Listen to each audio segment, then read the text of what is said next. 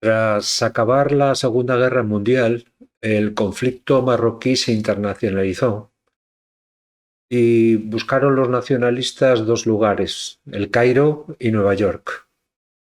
En El Cairo, el 22 de marzo de 1945, bajo el auspicio de Gran Bretaña, Siria, Transjordania, Irak, Arabia Saudí, Egipto y Yemen formaron la Liga Árabe.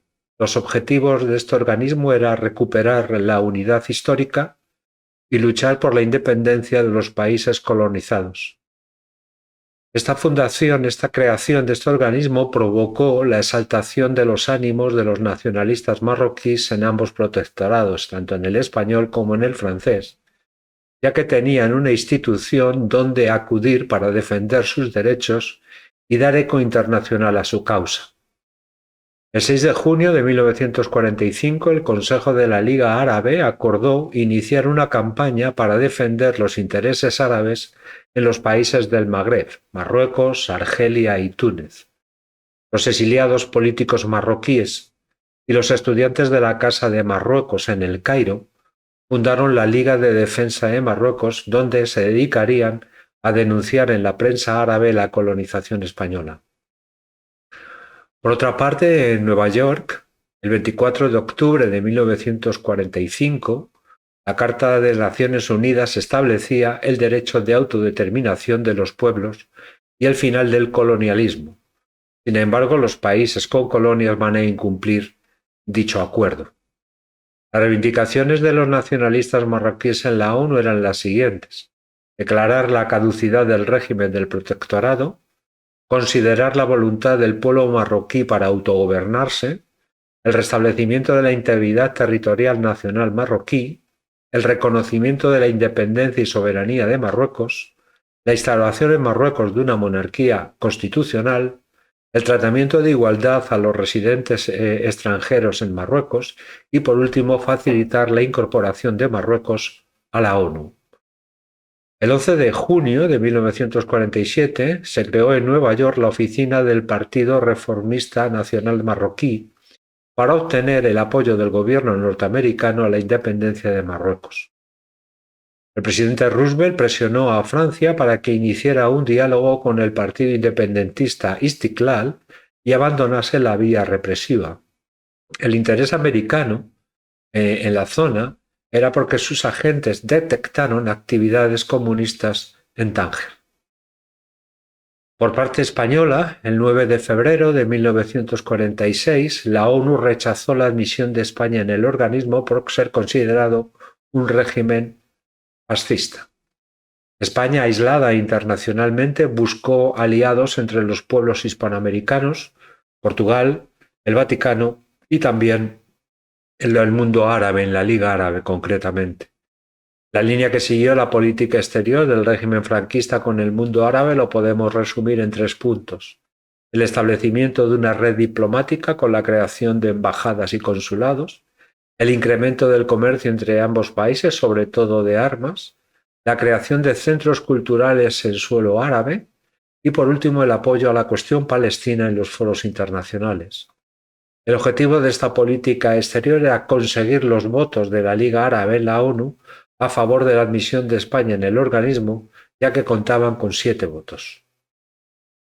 En el protectorado español, la relación con el jalifa Muley el-Hassan Ben el-Mehdi fue primordial, fue básica y fue la figura más importante de la política colonial.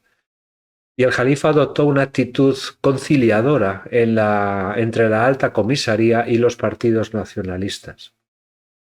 Los objetivos que tenía la política de atracción al califa por parte de la alta comisaría era publicitar una imagen internacional de hermanamiento entre españoles y marroquíes y, por otra parte, romper la alianza que había entre el sultán y los partidos nacionalistas, oficializada en el discurso que dio en Tánger en 1947 el sultán, con el objetivo de debilitar el movimiento dentro de la zona del protectorado español. Esto se va a lograr con una serie de medidas que va a hacer el alto comisario Varela, que iban desde las medidas de coerción hasta medidas de coato con relación al jalifa. Esto colocaba al jalifa en una situación bastante complicada. Por un lado estaba supeditado a las directrices de las autoridades coloniales y por otra parte recibía muchas presiones de los nacionalistas. Esto hizo que los informes, tanto de la Alta Comisaría como de los partidos nacionalistas relativos al jalifa, fueran, dijéramos, contradictorios. En los informes de la Alta Comisaría se criticaba la actitud del jalifa, una actitud pronacionalista, y por otra parte se le calificaba como amigo de España. En cuanto a los documentos internos de los partidos nacionalistas que se referían al jalifa, se reconocían las limitaciones de su cargo y las presiones que ejercía la Alta Comisaría sobre él, y por otra parte se le vinculaba al sultán en la unidad del país y en la causa nacionalista. La situación del protectorado español en los años de la etapa de Varela como alto comisario eran bastante malas. Había mucha hambre por la escasez de productos de primera necesidad y también debido a la mala gestión de la alta comisaría, y también había muchas quejas por el endurecimiento de la política de Varela. Este descontento en la población benefició a los partidos nacionalistas, ya que aumentaron sus adeptos.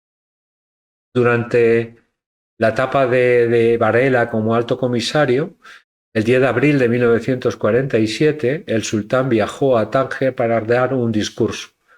A este discurso asistieron miles de marroquíes, agentes internacionales residentes en los consulados y periodistas de todo el mundo. Unos días antes del viaje del sultán a Tánger se produjeron unos incidentes entre las tropas senegaleses y civiles que causaron muchos muertos, según el ABC 180 y según los partidos nacionalistas 2000. El contenido resumido del discurso del sultán fue un apoyo a la causa nacionalista reclamando la independencia de Marruecos y se negó a los proyectos de reforma colonial del gobierno francés. Esto trajo consecuencias en las relaciones con el protectorado francés. Hubo un cambio en la residencia general nombrando al general Huyn y que siguió una política autoritaria frente a los partidos nacionalistas. Otro suceso que hizo cambiar las relaciones en el protectorado fue la liberación de Abdelkrim. El 31 de mayo de 1947 el gobierno de Egipto concedió a Abdelkrim el asilo político. Los nacionalistas aprovecharon el traslado que hicieron de la isla de Reunión a París y cuando atracó en Egipto, el gobierno egipcio autorizó el asilo político. Abdelkrim se instaló en El Cairo y creó la Oficina del Magreb Árabe, que a partir de ahora será el punto referencial de la propaganda nacionalista en el mundo árabe. Tras la liberación de Abdelkrim, Abdelhad Torres, entre mayo de 1947 y febrero de 1948, realizó una gira por Egipto y Oriente Próximo. Esta gira no fue muy exitosa debido al trabajo diplomático que estaba haciendo el gobierno español, que frenó las peticiones nacionalistas ante la Liga Árabe. Al regreso de Torres al protectorado español se le negó la entrada. La justificación que dio la alta comisaría es que llevaba documentación incompleta, con lo cual Torres se va a quedar en Tánger. Al no dejarle pasar en el protectorado español, el Partido Reformista organizó una protesta con cierre de comercios y manifestaciones en diferentes ciudades del protectorado. El 8 de febrero de 1948 hubo un enfrentamiento con la policía de Tetuán, donde resultaron 23 muertos, 2 de ellos policías, y entre 17 y 232 heridos, según fuentes españolas o fuentes nacionalistas. Lo que vino a continuación fue una represión contra los nacionalistas con cierre de sus locales, registros de sus viviendas y detenciones arbitrarias. Se creó un comité para la defensa de los detenidos y el Jalifa envió una carta a Franco pidiendo que se investigaran estos sucesos. La respuesta fue el envío de Beik Beder para mediar entre la alta comisaría y las autoridades marroquíes. En abril, los detenidos fueron liberados, excepto Torres, que va a estar en Tetuán hasta el año 1952. Pero en 1948 se produjo un hecho que va a cambiar la política exterior. Fue el nacimiento del Estado de Israel. Al finalizar la Segunda Guerra Mundial, los judíos empezaron a emigrar a Palestina como su tierra prometida y sagrada. Gran Bretaña los expulsó o los encerraba en campos, pero en febrero de 1947 Gran Bretaña abandonó Palestina y el tema de Palestina se encargó la ONU de solucionarlo. El 29 de noviembre de 1947 hubo una declaración del organismo internacional donde se llegó a la conclusión de ceder territorios de Palestina a los judíos. Estados Unidos y la Unión Soviética estaban a favor de la petición y la Liga Árabe en contra. En el protectorado español, el Partido Reformista hizo una campaña para recoger dinero y enviarlo a Palestina. Se realizaron asaltos a los comercios de los judíos y hubo manifestaciones en contra de judíos y españoles. El 14 de mayo de 1948 nacía el Estado de Israel. Esto va a provocar que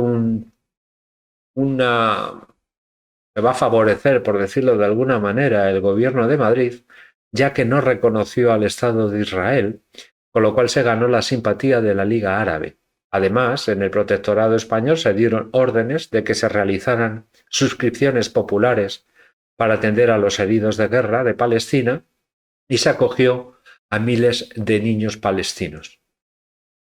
El 20 de julio de 1949 Torres envió una carta a Franco denunciando la actitud despótica de Varela, los abusos y corrupción de los funcionarios españoles, la persecución de los nacionalistas y se quejaban de las reformas que estaba llevando a cabo el general Varela.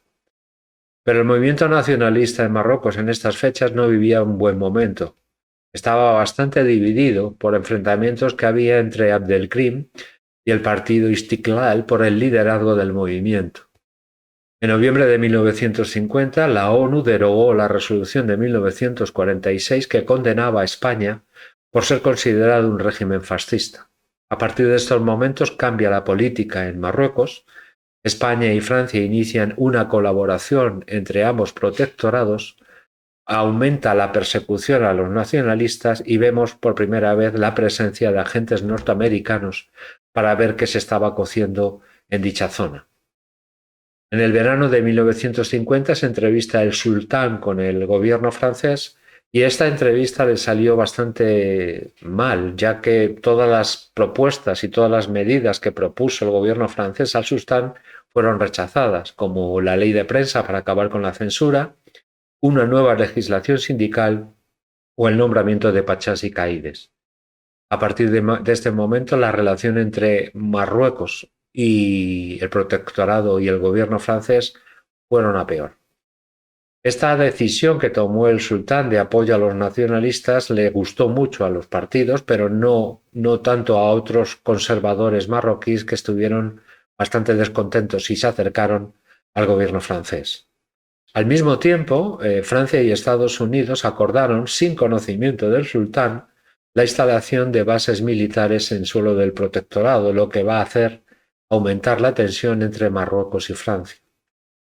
El 24 de marzo de 1951 muere el general Varela y va a ser nombrado como su sustituto Rafael García Baliño, que se va a comprometer con el Jalifa a cambiar la política que estaba llevando hasta estos momentos Varela.